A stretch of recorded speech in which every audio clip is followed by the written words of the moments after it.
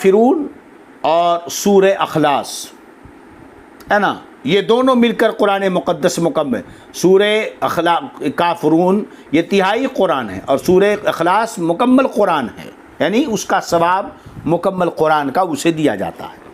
اس طرح الگ الگ صورتوں کی الگ الگ فضیلتیں ہیں. سورۃ الکہف کی بڑی فضیلت ہے، جو میں نے حدیث روایت کی کہ جب وہ پڑھ رہے تھے تو آسمان سے نور کی جو ہے زنجیریں اتری تھی، قندیلیں. وہ صحابی رسول سورہ کہف کی تلاوت کر رہے تھے، اور یوں ہی ہر جمعہ کی رات میں اور جمعہ کے دن کے اندر اندر ہفتے میں ایک دن جو سورہ کہف کی تلاوت کرے گا، دوسرے ہفتے تک وہ اللہ تعالیٰ کے حفظ و امان میں رہے گا. بات سمجھ میں آ رہی کہ نہیں؟ تو آج کا یہ درس ان حوالوں سے کہ آپ نے جو سماعت کیا ہے. اب ہمیں چاہیے کہ جب ہم قرآن مقدس کو شروع کریں تو سب سے پہلے تعوذ اور تسمیہ پڑھ لیا کریں. پہلے اعوذ باللہ، اس کے بعد بسم اللہ. تعوذ جسے اعوذ باللہ من الشیطان الرجیم کہا جاتا ہے. چنانچہ قرآن مقدس میں اللہ رب العزت ارشاد فرماتا ہے اذا قرئ القرآن فاستعذ باللہ، جب قرآن پڑھا جائے تو اللہ کی پناہ مانگو شیطان رجیم سے، یعنی پڑھو اعوذ باللہ من الشیطان الرجیم. اس کے بعد بسم اللہ الرحمن الرحیم پڑھا جائے گا. بسم اللہ الرحمن الرحیم یہ کیا ہے نا؟ حدیث پاک میں آتا ہے کل امر ذی بال لم یبدا بسم اللہ تعالی فہو اقطع. ہر وہ کام جو بسم اللہ سے شروع نہ کیا جائے وہ دم بریدہ اور ناقص ہوتا ہے، یعنی بے برکت ہوا کرتا ہے. تو اسی لیے ہر عمل سے پہلے بسم اللہ کی تلاوت ہونی چاہیے. لیکن یاد رہے کہ عمل خیر سے پہلے بسم اللہ الرحمن الرحیم کی تلاوت یہ باعث خیر و برکت ہے. لیکن ناجائز عمل سے پہلے بسم اللہ کی تلاوت حرام اور بعض صورتوں میں کفر ہوگی. بات سمجھ میں آ رہی کہ نہیں؟ بعض صورتوں میں کیا ہوگی؟ کفر ہوگی. اب چونکہ اس کی تفسیر ہونی چاہیے تو تفسیر کے حوالے سے تو درود پاک پڑھنے اللہم صلی علی سیدنا مولانا محمد طب القلوب و دوائها وعافیت الابدان و شفائها و نور الابصار و ضیائها وعلی آلہ و صحبہ و بارک وسلم صلاۃ و سلاما علیک یا رسول اللہ صلی اللہ علیہ وسلم. تو تفسیر کی طرف جانے سے پہلے ضروری ہے کہ چند ضروری چیزوں کو آپ تک ہم پہنچا دیں. سب سے پہلے یاد رکھیں کہ مفسرین نے تفسیر اور تاویل کی تعریفات بیان کی ہیں کتب تفسیر میں. ان میں سے بعض مفسرین نے یہ تفسیر کی تعریف یہ کی ہے کہ قرآن مجید کے وہ احوال بیان کرنا جو عقل سے معلوم نہ ہو سکیں. قرآن مجید کے ان احوال کو بیان کرنا جو عقل سے معلوم نہ ہو سکیں، بلکہ ان میں نقل کی ضرورت ہو. نقل کا مطلب نبی کرم صلی اللہ علیہ وسلم سے یا صحابہ سے اس کی تفسیر منقول ہونی چاہیے. اب جیسے قرآن مقدس کی آیتوں کا شان نزول کہ یہ آیت کب اور کیوں کس حکمت کے تحت نازل ہوئی، کس واقعے کے پس منظر میں نازل ہوئی، کس حکم کے لیے نازل ہوئی، شان نزول کیا ہے، یا یہ کہ کون سی آیت ناسخ ہے کون سی آیت منسوخ ہے، اس چیز کا ناسخ و منسوخ ہونا بیان ہو. بات سمجھ میں آ رہی کہ نہیں؟ یہ ہو گیا جی.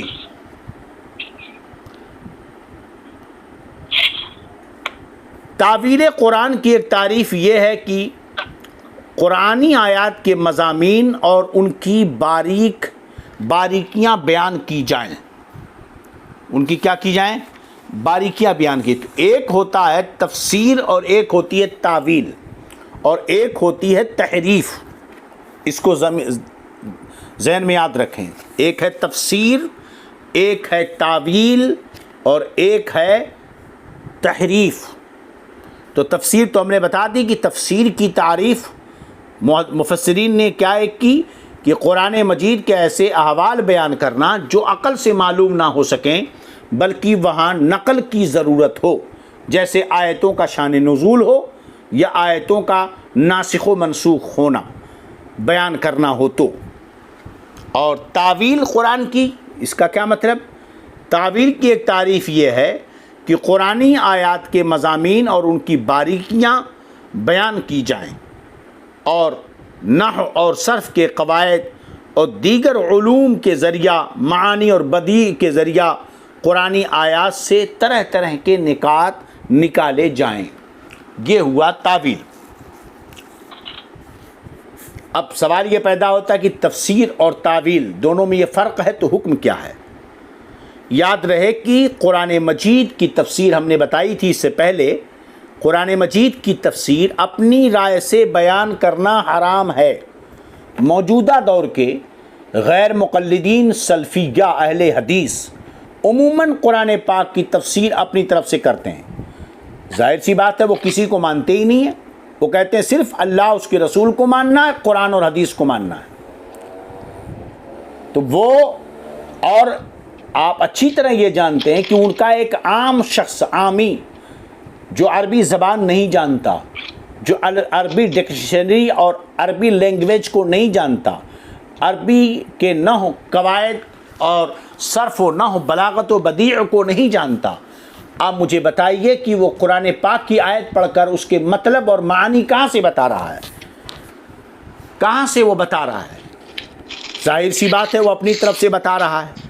تو یاد رہے کہ تفسیر اپنی رائے سے بیان کرنا یہ حرام ہے، اور اپنے علم و معرفت سے قرآن کی جائز تعویل بیان کرنا علم والوں کے لیے جائز اور باعث ثواب ہے.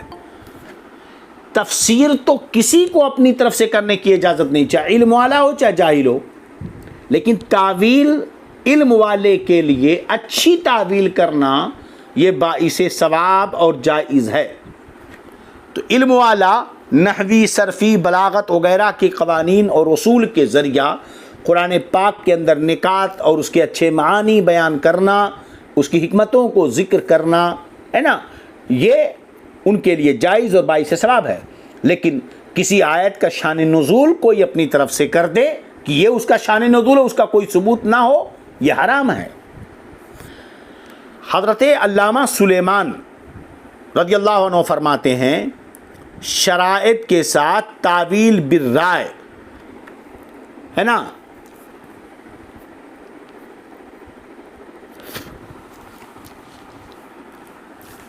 شرائط کے ساتھ تعویل بالرائے یعنی تعویل کے رائے کے ذریعہ تعویل جائز ہے، جبکہ رائے کے ذریعہ تفسیر جائز نہیں ہے. اس کی وجہ کیا ہے؟ فرماتے ہیں کہ تفسیر تو اللہ تعالیٰ پر گواہی دینا ہے اور اس بات کا یقین کرنا ہے کہ اللہ تعالیٰ نے اس کلمے کے یہ معنی مراد لیے ہیں. یہ تفسیر کا مطلب ہوا، اور بغیر بتائے اللہ کے جائز نہیں. جب اللہ نے بتایا نہیں تو کہاں سے تم نے بتایا؟ اسی لیے امام حاکم رحمۃ اللہ علیہ نے فیصلہ کر دیا کہ صحابی کی تفسیر مرفوع حدیث کے حکم میں ہے. صحابی کی تفسیر کیا ہے؟ مرفوع حدیث کے حکم میں ہے. ظاہر سی بات ہے صحابی جب کوئی تفسیر کرتا ہے، یاد رہے کہ تفسیر کا مطلب ہوا اللہ رب العزت نے کیا معنی کی مراد، اللہ رب العزت کی کیا مراد ہے، یہ ہے تفسیر کا مطلب کہ یہاں اللہ کی مراد کیا ہے، اور یہ رسول اللہ صلی اللہ علیہ وسلم کے بتائے بغیر نہیں معلوم ہو سکتی ہے. اب اگر کوئی صحابی کسی آیت کی کوئی تفسیر کرتا ہے مگر وہ یہ نہیں کہتا کہ رسول اللہ صلی اللہ علیہ وسلم نے یہ معنی بتایا ہے، پھر بھی اس کی وہ تفسیر مرفوع و حدیث مرفوع کے درجے میں ہوگی، اس لیے کہ صحابی کی شان سے بعید ہے کہ وہ قرآن پاک کا کوئی تفسیر یا معنی اپنی جانب سے کرے. صحابی کی شان سے یہ کیا ہے؟ بعید ہے. اس کو ذہن میں رکھیں. اس لیے تعویل تو اہل علم کے لیے جائز ہے اور تفسیر حرام ہے. نبی کریم صلی اللہ علیہ وسلم نے ارشاد فرمایا من قال فی القرآن برائہ فلیتبوأ مقعدہ من النار، جو قرآن میں اپنی جانب سے کچھ کہے، قرآن کی تفسیر اپنی طرف سے کرے، وہ اپنا ٹھکانہ جہنم میں بنائے. ہم نے پہلے دن کے ہی درس میں یہ بتایا تھا کہ جو علم تفسیر کرنا چاہتا ہے تو تفسیر کے لیے علماء کرام نے جو ہے 13 علوم کا ذکر فرمایا. لغت کا علم، نحو کا علم، صرف کا علم، اشتقاق کا علم، معانی کا علم، بیان کا علم، بدیع کا علم، قراتوں کا علم، 7 قراتوں کے بارے میں، اصول دین کا علم، اصول فقہ کا علم، اسباب نزول کا علم، ناسخ و منسوخ کا علم، اور مجمل اور مبہم کی تفسیر. یہ سب ضروری ہے. کون سی آیت مجمل ہے، کون سی آیت مبہم ہے، کون سی آیت ناسخ ہے، کون سی آیت منسوخ ہے، کون آیت پہلے نازل ہوئی، کون سی آیت بعد میں نازل ہوئی، اس آیت کا شان نزول کیا ہے. سمجھ رہے ہیں کہ نہیں؟ اصول فقہ کا علم اسے ہونا چاہیے، ورنہ وہ جو ہے تفسیر کرنے میں غلطیاں کر بیٹھے گا کہ اسی آیت سے حلت ثابت ہوگی، مباح ثابت ہوگا، وجوب ثابت ہوگا یا فرضیت ثابت ہوگی. جیسے امر مطلقاً وجوب کے لیے آتا ہے. اب یہ علمی باتیں ہیں مگر ضروری ہے. امر لوگ سمجھتے ہیں نا قرآن کا ترجمہ پڑھ لو ہے نا. امر مطلقاً وجوب کے لیے آتا ہے. تو کیا جب امر مطلقاً وجوب کے لیے آتا ہے اتنا آپ جانتے ہو؟ تو اب سوال یہ پیدا ہوا کہ قرآن مقدس میں اللہ تبارک و تعالی ارشاد فرماتا ہے اذا قضیت الصلاۃ فانتشروا فی الارض وابتغوا من فضل اللہ. اذا قضیت الصلاۃ فانتشروا فی الارض، جب نماز جمعہ ختم ہو جائے تو زمین میں پھیل جاؤ روزی تلاش کرنے کے لیے. یہاں فانتشروا امر ہے، اور امر کس کے لیے آتا ہے؟ مطلقاً وجوب کے لیے آتا ہے. تو لازم کیا ہوا کہ ہر جمعہ کو جمعہ کی نماز پڑھ کر سب پر لازم ہے، واجب ہے کہ وہ سب کے سب روزی کمانے کے لیے نکل جائیں، اور اگر نہیں نکلیں گے تو گنہگار ہوں گے. تو بتاؤ، میں سمجھتا ہوں کہ اس وقت 99% لوگ گنہگار ہو جائیں گے اگر یہاں پر امر کو وجوب کے معنی میں لیا جائے گا. کیوں؟ اس لیے کہ عموماً اب تو عادت سی ہو گئی ہے اور یہی چلن بن چکا ہے کہ عموماً جمعہ کے دن مسلمان نماز جمعہ کے بعد کھانا کھاتے ہیں، گھر میں اچھا کھانا بناتے ہیں. ہر گھروں میں جمعہ کے دن اچھا کھانا بنتا ہے، ایک طرح کا عید کا ایسا دن رہتا ہے، اور یقیناً جمعہ کا دن عید کا دن ہے. تو لوگ نماز جمعہ پڑھ کر فریش ہو کر اس کے بعد آتے ہیں اور پھر آرام سے بیٹھ کر بڑھیاں کھاتے ہیں، اور اس کے بعد آرام کرتے ہیں، پھر نکلتے ہیں. کچھ لوگ تو جمعہ کو چھٹی کیے رہتے ہیں، اور کچھ لوگ کیا اکثر ہے کہ جمعہ کے دن چھٹی ہوتی ہے. تو امر مطلقاً وجوب کے لیے آتا ہے. یہ ایک اصول فقہ کا قاعدہ پا گیا. تو کیا ہر جگہ امر وجوب کے لیے آتا ہے؟ اس کے شرائط و قیود کیا ہیں اس کو جاننا ہوگا. قراتوں کا علم ہونا چاہیے، ورنہ کہاں وقف ہونا چاہیے، کہاں کیا ہونا چاہیے، کس آیت کا کس سے تعلق ہے. وصول دین کا اسے جاننا ضروری ہے. سمجھ رہے کہ نہیں؟ معانی، بیان و بدیع کا جاننا ضروری ہے. علم معانی پر وہ مہارت رکھتا ہو، علم بیان کو وہ جانتا ہو، علم بدیع کو جانتا ہو. کہ سوال یہ پیدا ہوتا کہ یہ آیت کس چیز کے بیان کے لیے چلی ہے. سمجھے کہ نہیں؟ کس لفظ کا کیا معنی ہوگا. جب علم اشتقاق کا اسے علم ہوگا تب تو وہ معنی اس کا لے گا کہ اس کا معنی کیا ہوگا، کیا نہیں ہوگا. تو اگر ہم اس وقت ان آیتوں کو سامنے رکھیں تو بہت زیادہ گنجلک اور علمی باتیں ہوں گی جو نقصان دہ ہوں گی. تو ہر شخص کو قرآن مقدس کا ترجمہ کرنے اور اس کی تفسیر کرنے کا اختیار حاصل نہیں ہے. اگر جو شخص اپنی طرف سے قدم اٹھاتا ہے قرآن کا ترجمہ اور تفسیر کرنے کی، وہ بہت خطرناک قدم اٹھاتا ہے، سمجھے کہ نہیں؟ اپنے گھر میں بیٹھ کر کتاب پڑھ لیا میڈیکل کی اور کھول لیا جو ہے ڈسپنسری، تو پتہ کیا ہوگا کہ نیم حکیم خطرے جاں، نیم مولوی خطرے ایماں، سمجھ رہے کہ نہیں؟ اس لیے یہ بہت نقصان دہ چیز ہے۔ اب آخری بات، اس کے بعد پھر انشاءاللہ کل ہم گفتگو سورہ فاتحہ کی تفسیر بسم اللہ الرحمن الرحیم شریف سے شروع کریں گے۔ آج کی بات ہم مکمل کر لیں، وقت زیادہ ہو رہا مگر مکمل کر لیتے ہیں۔ تفسیر قرآن کے ہم نے شروع میں بتائے تھے متعدد درجات ہیں، آج ہم اس کو بتا رہے ہیں یہاں پر۔ نمبر 1، تفسیر القرآن بالقرآن، سب سے اعلیٰ تفسیر کہ قرآن کی تفسیر قرآن سے، قرآن مجید سے۔ قرآن مجید کی تفسیر کس سے ہو؟ قرآنی آیت سے کی جائے، کہ قرآن مجید میں ایک جگہ ایک حکم بیان ہوتا ہے، ایک جگہ ایک حکم بیان ہوتا ہے، اور دوسری جگہ اس حکم کی مدت کا ذکر کر دیا جاتا ہے۔ کہیں ایک حکم مبہم ہوتا ہے تو کہیں اسی حکم کو جو ہے واضح کر دیا جاتا ہے، اس کے ابہام کو ختم کر دیا جاتا ہے، کہیں وہی مجمل ہو تو مفصل کر دیا جاتا ہے۔ تو قرآن پاک کی کسی آیت کی تفسیر دوسرے مقام کی قرآن پاک کی آیت سے، یہ تفسیر القرآن بالقرآن ہے، اور سب سے افضل اعلیٰ درجہ ہے یہ۔ دوسرا درجہ تفسیر القرآن بالحدیث، یعنی قرآن مجید کی تفسیر نبی اکرم نور مجسم صلی اللہ علیہ وسلم کی احادیث طیبہ سے کی جائے، کیونکہ بلا شبہ اللہ تعالیٰ نے اپنے نبی صلی اللہ علیہ وسلم کو قرآن مجید کے معانی، اس کے اسرار و رموز، اس کے احکامات ہے نا سب سکھائے ہیں۔ الرحمن علم القرآن، رحمان جس نے اپنے بندے خاص کو قرآن سکھایا ہے۔ اس لیے قرآن مجید کی تفسیر قرآنی آیت سے اگر نہ ملے تو حضور صلی اللہ علیہ وسلم کی احادیث سے ہوگی۔ تیسرا درجہ تفسیر القرآن بآثار صحابہ، مطلب قرآن مجید کی تفسیر صحابہ کرام کے اقوال سے کی جائے۔ کیوں؟ اس لیے کہ صحابہ وہ لوگ ہیں جنہوں نے نبی کریم صلی اللہ علیہ وسلم کی صحبت کی برکت پائی ہے اور ان سے تعلیم حاصل کی ہے۔ اس لیے قرآن مجید کی تفسیر، سمجھے کہ نہیں، اگر قرآن کی آیتوں میں نہ ملے یا حدیث طیبہ میں نہ ملے تو اقوال صحابہ کی روشنی میں تفسیر کی جائے گی۔ یہ ہو گیا۔ اب اس کے بعد چوتھی صورت ہے تفسیر القرآن بآثار تابعین، یعنی تابعین، صحابہ کے بعد تابعین کے آثار سے۔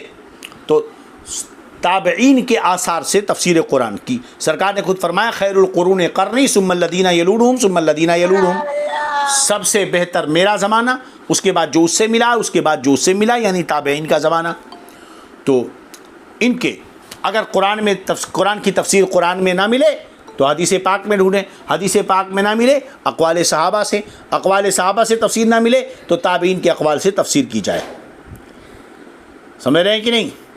چلیے، مگر ایک چیز یہاں فرق یاد رہے کہ اگر کسی صحابی کی تفسیر نہ ملی اور تابعی کی تفسیر دیکھی اور اس تابعی نے کسی صحابی کی تفسیر نقل کی ہے تو اب اس کا درجہ وہی ہوگا جو صحابی کی تفسیر کا ہوا،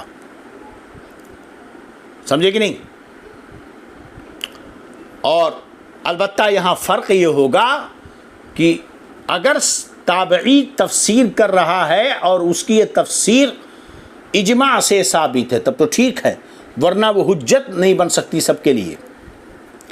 خود امام اعظم ابو حنیفہ رضی اللہ عنہ فرماتے ہیں کہ اگر کسی مسئلے میں غور کرتا ہوں تو جو قرآن کا حکم ہے میں بیان کرتا ہوں، اگر قرآن سے ثابت نہ ہوا تو حدیث پاک دیکھتا ہوں، حدیث پاک سے نہ مل سکا، ثابت نہ ہو سکا، مطلب معاذ اللہ یہ کہنے کا مطلب نہیں ہے، مطلب قرآن میں نہ ملا، قرآن میں ہے مگر میں نہ پا سکا، اور حدیث پاک میں دیکھا، حدیث پاک سے اگر مسئلہ مجھے نہ ملا تو اب اس کے بعد میں صحابہ کے فتاوے اور ان کے اقوال کو ترجیح دیتا ہوں اپنی تحقیق پر۔ لیکن اس کے بعد جو تابعین ہیں تو کہتے ہیں امام اعظم وہ بھی مرد ہیں ہم بھی مرد ہیں، وہ ہم سے اختلاف کرتے ہیں ہم ان سے اختلاف کرتے ہیں، سمجھ رہے ہیں کہ نہیں؟ تو اسی لیے تابعین کا قول ہمارے خلاف حجت نہیں ہو سکتا ہے۔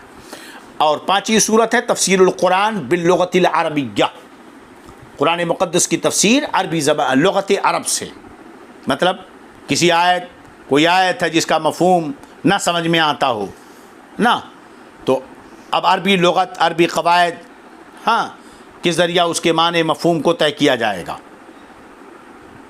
جن سے فقہی احکام اخذ کیے جا رہے ہیں، سمجھ رہے ہیں کہ نہیں؟ تو یہ ہوا تفسیر اس کی، کس سے؟ لغت سے. کس سے؟ لغت سے. تو یہ 5 صورتیں ہم نے یہاں پر بیان کرتی ہیں.